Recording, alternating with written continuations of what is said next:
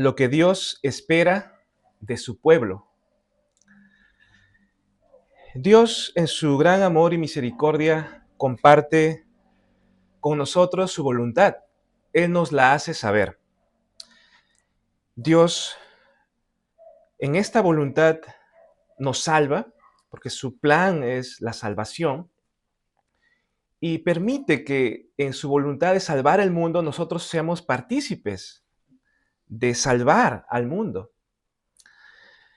Sin embargo, nosotros sabemos que hay mucha oposición ante la voluntad de Dios, y no solamente una oposición externa, sino van a ser una oposición desde adentro de nosotros, una oposición interna. Pero hermanos, debemos de saber algo y asumir el reto de que debemos creer en la voluntad de Dios para nuestras vidas. Es más, dentro de la voluntad de Dios nosotros seremos bendecidos. Por eso la palabra de hoy nos va a ayudar a entender lo que Dios espera de nosotros. Y dentro de esa voluntad nosotros seremos sanados, seremos restaurados, seremos renovados. Por eso el primer punto, ¿qué Dios espera? Dios espera que creamos en la obra de Cristo de acuerdo a las Escrituras.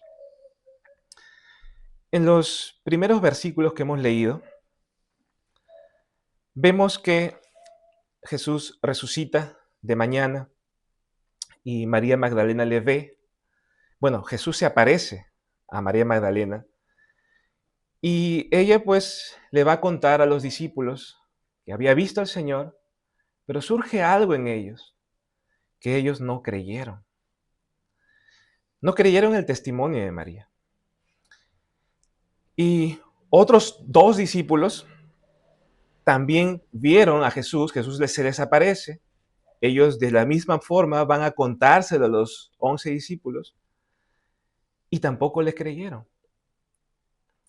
Entonces, fue hasta que el Señor mismo se les presenta a los 11 discípulos en que les reprocha.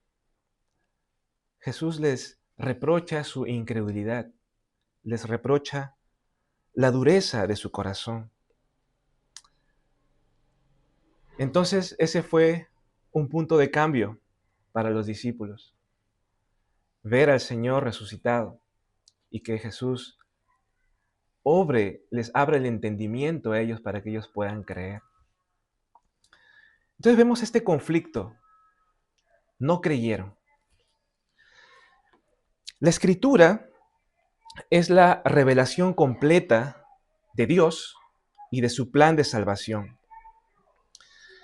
Por ejemplo, los judíos en los tiempos de Jesús tenían el Antiguo Testamento a la mano. Pero su interpretación del Antiguo Testamento no era correcta. Ellos fueron desviándose en su interpretación. No pudieron ver el plan de Dios. Y los discípulos, que eran judíos también, comenzaron a creer de esta forma, de una forma incorrecta. Por ejemplo, ellos creyeron que, así como los judíos, que el Mesías iba a ser un líder político, alguien que los iba a liberar, pero no espiritualmente, sino del imperio romano. Miren cómo tenían las mismas escrituras, pero su interpretación iba por otro camino. No pudieron ver a Cristo, la salvación que Dios quería para ellos. La Biblia nos habla que la salvación que quiere darnos Dios es espiritual. Es una salvación de la muerte eterna, del poder del pecado y del poder del diablo. Y para que esta salvación suceda, Jesús debía de morir y también debía de resucitar. Y de repente pensamos que la muerte y la resurrección no estaban en el Antiguo Testamento, pero sí estaba. O sea, Sí estaba el plan de salvación de Dios, pero los judíos y los discípulos no podían verlo. Su corazón estaba duro. Jesús muere por nuestros pecados y resucita para declarar esa victoria. Van de la mano la muerte y la resurrección. Van de la mano. La resurrección es la confirmación de que Cristo ha vencido el pecado, el poder del enemigo y la muerte eterna. El apóstol Pablo dice, por ejemplo, en 1 Corintios 15:14, que si Cristo no resucitó, vana es nuestra predicación, vana es también nuestra fe. El plan de Dios contenía la resurrección de Cristo. Pero los discípulos, dice que cuando María los encuentra, estaban tristes y llorando. O sea, los discípulos creían verdaderamente que había muerto, pero no creían que iba a resucitar. Creer en la muerte y en la resurrección de Cristo era también, por supuesto, un desafío. Los judíos eran el pueblo de Dios étnico, los israelitas. Dios había escogido un pueblo para que de ahí venga el Mesías. Y ellos pensaban que por ser pueblo étnico de Dios, ya no tenían necesidad de salvación. Ellos pensaban así, que no necesitaban a alguien que muera por sus pecados. Ellos pensaban así. Entonces, como pensaban así, imagínense cómo habrían leído las Escrituras. No pudieron ubicar a Jesús. Y algunos judíos también creían en la resurrección, por ejemplo, los fariseos, pero creían en una resurrección en el fin de los tiempos y no a la manera de un rescate. Entonces, no podían ver ni la muerte ni la resurrección del Mesías. Pero como hemos dicho, sí estaba en la palabra. Cuando leemos Isaías 53, ahí está cómo debía de sufrir y cargar los pecados el Mesías. Y que eso habría una promesa de que volvería a vivir de resurrección. Entonces, hermanos, ¿qué pasaba con estos judíos? Con los discípulos de Jesús, que también eran judíos, que no creían en Jesús como el Mesías, en que no creían en la muerte, en la resurrección, tanto así que estaban llorando. A esto le llamamos ceguera espiritual. Esta ceguera espiritual es causada por dos motivos. En 2 Corintios dice así, 4:4. Satanás, quien es el Dios de este mundo, ha cegado la mente de los que no creen. Son incapaces de ver la gloriosa luz de la buena noticia. No entienden este mensaje acerca de la gloria de Cristo, quien es la imagen exacta de Dios. Vemos entonces que una de las causas de esta ceguera espiritual es Satanás. Y la otra causa es la dureza de corazón. Y esta dureza de corazón tiene que ver con nosotros, con nuestra responsabilidad. Es decir, nosotros podemos endurecer nuestro corazón. Y esto es algo universal, porque el pecado original afectó a todos. La obra del diablo y la naturaleza pecaminosa afectó a todo ser humano. Incluso a los israelitas, que creían que eran salvos por ser étnicamente el pueblo de Dios, a ellos también les afectó el pecado. Y también les afectó la ceguera espiritual. Entonces, hermanos, ellos lloraban porque de verdad creyeron que había muerto y que ahí el Mesías había quedado. Con la muerte de Jesús, sus esperanzas del Mesías libertador ante los romanos se había ido. Y por supuesto también lloraban porque le querían, amaban a Jesús. Pero por sobre todo, hermanos, no hay que dejarnos engañar. Ellos lloraban porque estaban ciegos espiritualmente. En los versículos del 2 al 13 vemos que se confirma lo que creían los discípulos de Jesús. Creían que era un Mesías político. Por ejemplo, en Lucas 24:21 dice así: pero nosotros esperábamos que él, o sea, el Mesías, mejor dicho, Jesús, era el que había de redimir a Israel. Miren a quién esperaban. Jesús ya había muerto, había resucitado y se encuentra con dos discípulos. Y, y Jesús les dice, ¿no? ¿Por qué están así? Y ellos le dicen, pensábamos que el tal Jesús iba a redimir Israel. Miren cuán ciegos estaban. Ellos sabían que Jesús había hecho buenas obras, había hecho milagros, pero todo eso lo apuntaron como un Mesías político. Pensaban, dice, que iba a redimir Israel. Y aquí vemos algo bien interesante. Por ejemplo, no pensaban en la salvación del mundo, sino solamente pensaban en la salvación de su país. Miren lo egocéntrico. No pensaban en la necesidad del perdón de pecados, que es una salvación espiritual, sino en una salvación terrenal. No creían correctamente en las escrituras, hermanos. Sus ojos estaban vendados. Es posible que a estas alturas nos quejemos mucho de estos discípulos y nosotros también le recriminemos su incredulidad. Pero la verdad es que también nos afecta a nosotros. También nosotros tenemos ceguera espiritual. Entendemos que Jesús vino a este mundo a morir por nosotros porque hemos pecado delante de Dios. ¿Entendemos eso?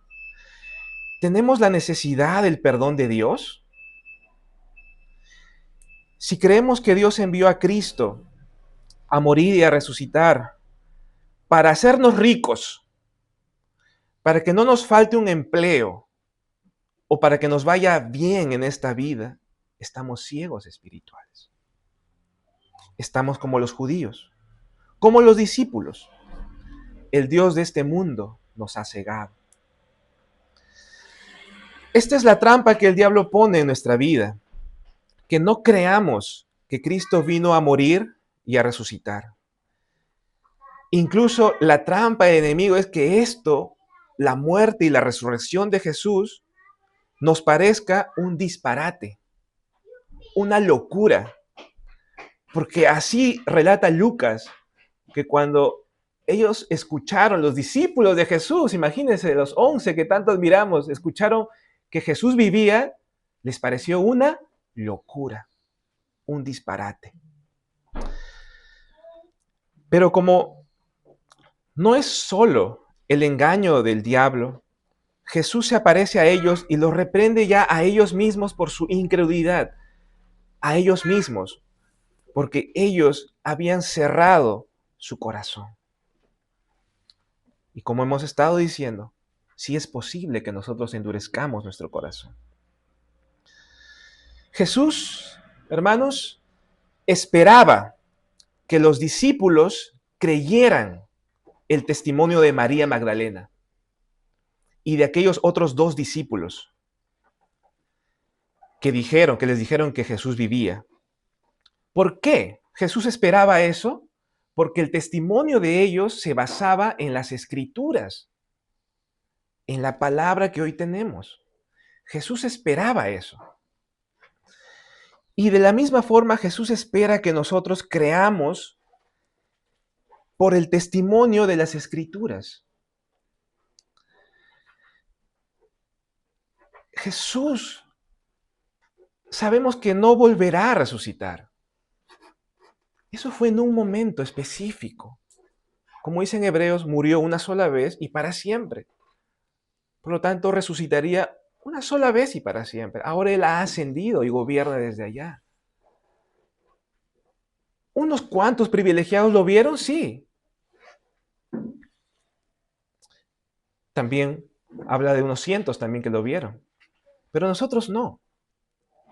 Pero Jesús así como esperó que los discípulos creyeran el testimonio de María Magdalena y de aquellos dos discípulos porque era bíblico, estaba en las Escrituras, espera que nosotros creamos que Él murió y resucitó y que Él vive por el testimonio de las Escrituras.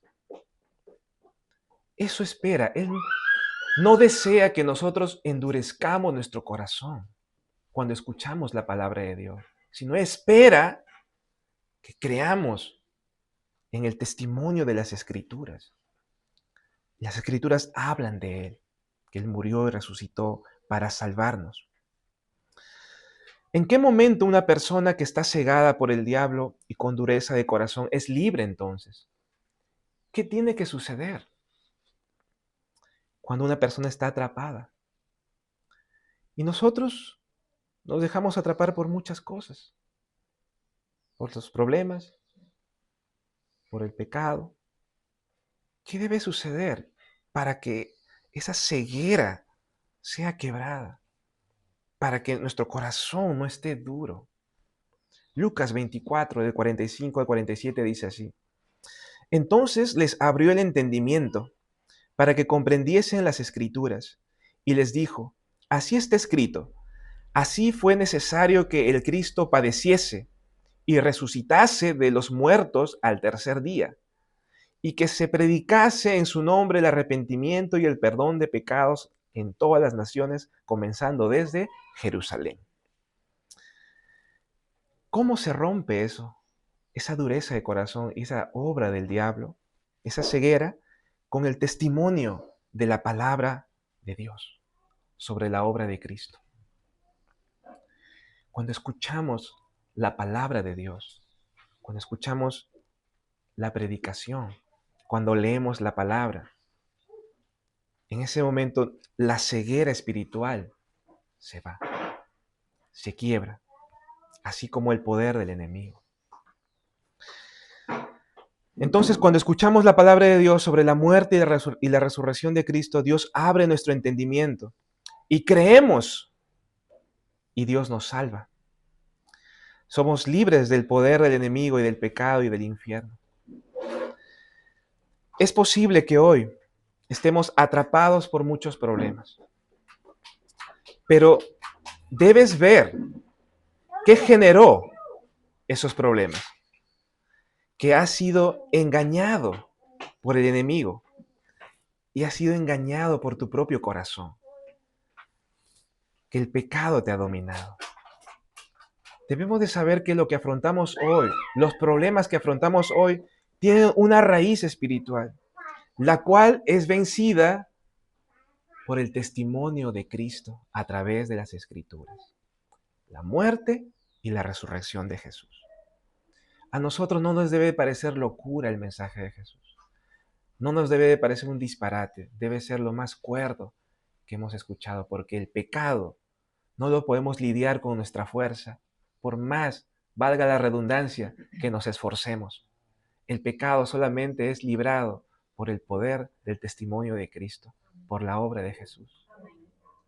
Amén. Dios quiere salvarte, pero no solo de estos problemas del presente, sino quiere darte la vida eterna y solucionar por completo el problema espiritual que tienes. Y así como nosotros, hay mucha gente que está sufriendo. Gente que no conoce a Jesús o que interpreta a Jesús de otras formas. Que no conoce la obra de Jesús, que ha muerto y ha resucitado por Él. Y están oprimidos por el diablo y por el pecado. Esta respuesta la necesitan otras personas también, que están ciegas, que incluso no creen que necesitan a Jesús, pero Jesús nos manda a predicar. Y Dios puede abrir su entendimiento antes de que le prediquemos, cuando le prediquemos o después de que le hayamos predicado. Él puede abrir su entendimiento, pero el mandato que nos da a nosotros es predicar. Y con esto vamos a pasar al segundo punto. Porque, ¿qué es lo que Dios espera de nosotros? Dios espera también que prediquemos a Cristo conforme a las Escrituras. Y en los versículos del 15 al 18 dice así, ¿no? Que Él le dice, id por todo el mundo y predicad el Evangelio a toda criatura. Cuando creemos en la obra de Cristo y somos salvos, ocurre una evidencia. Dejamos de centrarnos en nosotros mismos. Y de pronto, hermanos, nuestra vida gira alrededor de lo que Dios desea, de lo que Dios desea para nosotros, que es su voluntad, la salvación. Entonces el mandato de predicar se nos hace coherente a nosotros. Antes de Cristo, hermanos, nosotros, por supuesto, nunca hemos predicado a Cristo. Es cuando recién tenemos a Cristo que lo hacemos. Los judíos que estaban ciegos espiritualmente, ellos jamás pensaron en predicar. Jamás. Porque pensaban que no había necesidad de perdón de pecados para ellos, ni para los otros pueblos. Ahí no había amor. Lucas 24:21 dice, pero nosotros esperábamos que Él era el que había de redimir a Israel. Este versículo ya lo hemos visto. Ese era el entendimiento de ellos, que la salvación era solo para ellos. No pensaban en predicar. Pero Jesús les dice, van a empezar a predicar desde Jerusalén hasta todo el mundo. El judío quería la salvación solo de Israel, pero no de todo el mundo. El judío quería una salvación terrenal, pero no espiritual. Entonces, podemos ver nosotros que las personas a nuestro alrededor están sufriendo problemas espirituales. Podemos ver esa necesidad. Podemos ver que más que algo físico, necesitan ser libres de las tinieblas a través de Cristo, ¿o no lo vemos? Esto es para meditar, hermanos, porque nos habla también de una ceguera espiritual con respecto al plan de Dios para nuestras vidas. En el versículo 16 nos habla que el que creyere y fuere bautizado, este será salvo. Sabemos que la salvación es por la fe sola, pero cuando se habla del bautismo para ser salvo, no es que está cometiendo un error aquí Marcos. Nos habla del sello de la salvación. Pues el bautismo implica hemos visto la semana pasada que el bautismo era confesión pública. Era lo práctico, la demostración práctica de nuestra fe. Y el bautismo implica nuestra entrada a la iglesia local. El bautismo implica ser miembro de una iglesia, ser miembro de la iglesia local. Hay personas que dicen creer en Cristo, pero dicen que no congregan en una iglesia. Eso es muy extraño, muy extraño. Dicen creer en Jesús, pero no sirven en una iglesia. No congregan. Eso es muy extraño. No son miembros de una iglesia. Este versículo nos habla de lo que verdaderamente es creer en Jesús. Y vemos que el bautismo nos habla de iglesias locales, es decir, un nuevo orden. Hoy no es que cada iglesia tiene su apóstol. No es así. No hay apóstoles hoy. Y es importante que toquemos esto. No hay apóstoles, ¿por qué? Porque en Hechos 1 se nos habla de los requisitos para ser apóstol. Y era que debían de ser testigos oculares de la resurrección de Jesús. Es por eso que hoy nadie puede ser apóstol, porque esa era apostólica ya pasó. Hay una era apostólica y hay una era de la iglesia. Y esta era de la iglesia local, hay pastores. Y esto está conectado con los versos 17 y 18 que nos habla de las señales milagrosas.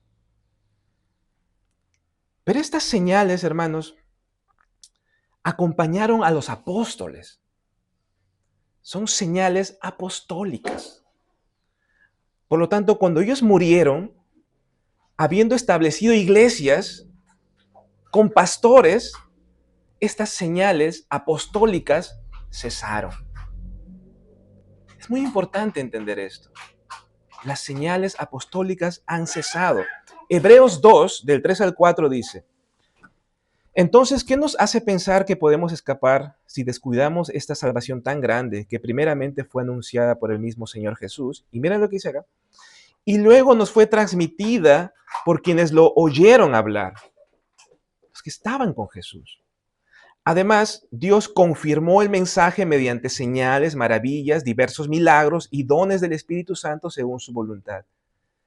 Eran señales que confirmaban a los apóstoles, a los que lo oyeron hablar a Jesús.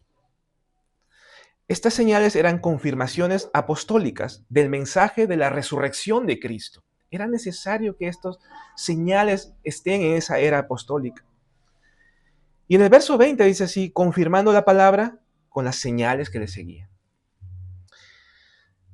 Estas señales eran necesarias para el fundamento de la iglesia. Según de Corintios 12:12 dice así, con todo, las señales de apóstol, miren, señales de apóstol han sido hechas entre vosotros en toda paciencia por señales, prodigios y milagros. Estos dones confirmaban el ministerio de los apóstoles, los que habían visto a Jesús resucitado. Lo vemos, por ejemplo, en Pablo. Ustedes saben, ahí, por ejemplo, hay algo bien interesante. Dice que tomarán serpientes y no les harán daño. Nosotros hoy en día no es que vamos buscando serpientes, ¿verdad?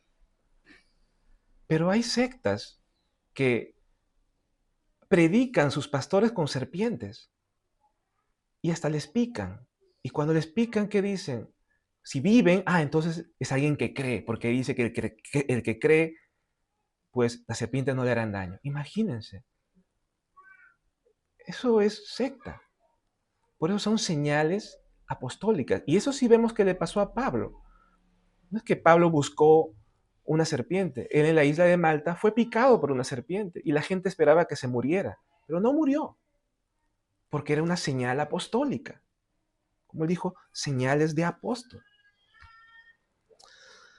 Entonces, lo que pasa, hermanos, es que hoy hay un ataque a las escrituras. Dios espera que creamos en la palabra, en el testimonio de las escrituras. Pero hoy en día, con este, entre comillas, despertar de apóstoles y señales milagrosas, nos desviamos de creer el testimonio en las escrituras y comenzamos a creer más en lo nuestro, en nuestros sueños, en nuestras experiencias místicas. Y no debe ser así. Debemos de creer más en la palabra de Dios y adentrarnos en la palabra de Dios, estudiarla, amarla, meditarla. Pero preferimos acudir a alguien para que nos diga algo y no ir a la palabra. Miren lo que pasa, hermanos. Hay un ataque directo a la suficiencia de la palabra de Dios. Hermanos, a los que se hacen llamar apóstoles hoy, incluyo no solo a muchos de la iglesia carismática o pentecostal también, o, no digo todos, también a los mormones, por ejemplo, son charlatanes. No hay apóstoles hoy en día. No hay apóstoles, hermanos. Dios espera que creamos el testimonio apostólico, las escrituras. Y de repente nos preguntamos, ¿cómo es eso? La palabra nos responde. 1 Juan 1, del 1 al 3 dice, lo que era desde el principio, lo que hemos oído, lo que hemos visto con nuestros ojos, lo que hemos contemplado y palparon nuestras manos tocante al verbo de vida. Ellos pudieron ver a Jesús. Eso, porque ellos eran apóstoles. Ellos dicen, porque la vida fue manifestada y la hemos visto, y testificamos y os anunciamos la vida eterna, la cual estaba con el Padre y se nos manifestó. Lo que hemos visto y oído, eso os anunciamos, para que también vosotros tengáis comunión con nosotros. Entonces, ¿cómo podemos tener comunión con los apóstoles? Mediante sus escritos apostólicos. mediante el testimonio que ellos narran. Y ellos han dicho, nosotros le vimos, le tocamos. Y Jesús espera que creamos de esa forma. Por eso, hermano, no ores a Jesús para que se te aparezca, nada de eso, ¿no? No, ora para adentrarte en la palabra de Dios, para conocerle más a través de las Escrituras. Es más, Juan dice que también nuestra comunión verdaderamente no es solo con ellos, sino también con el Padre y con su Hijo Jesucristo.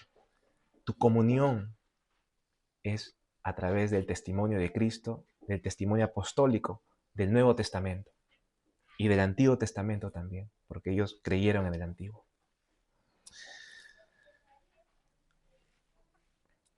Entonces, hubo personas que no vieron a Jesús resucitado, como nosotros, es cierto. Pero por el testimonio apostólico podemos tener comunión, no solo con los apóstoles, sino también con el Padre. Todas las señales milagrosas que vemos en el Nuevo Testamento, hay que creerlas. Hay que creerlas. Eso nos enseña, hermanos, que el reino de Dios se ha acercado y que el reino de las tinieblas se ha quebrado. Esa es la enseñanza para nosotros. Es más, nos enseña que la iglesia tiene autoridad en Cristo. Efesios 1:22 dice, y sometió todas las cosas bajo sus pies, y lo dio por cabeza sobre todas las cosas a la iglesia. A la iglesia. Cristo espera que creamos en Él de acuerdo a las Escrituras, y también que creamos en la predicación, en la iglesia, en las señales, en los milagros, conforme a las Escrituras. Entonces, hermanos, no ores pidiendo ver a Jesús como le sucedió a este supuesto profeta del mormonismo, ¿no? Porque podemos caer en herejía. Y no ores pidiendo señales tampoco, porque puedes caer en misticismo. ¿Sabes quiénes piden señales? Jesús también lo responde, dice en Mateo 12, del 28 al 40. Entonces algunos de los escribas y de los fariseos le dijeron, Maestro, deseamos ver una señal tuya. Pero él les dijo, la generación mala y adúltera demanda una señal. ¿Por qué? Porque la generación que demanda señal no cree en la suficiencia de la palabra, en lo que Dios espera que creamos. Entonces dice, la generación mala y adúltera demanda una señal, pero no tendrán más señal que la del profeta Jonás. Jesús los manda al Antiguo Testamento.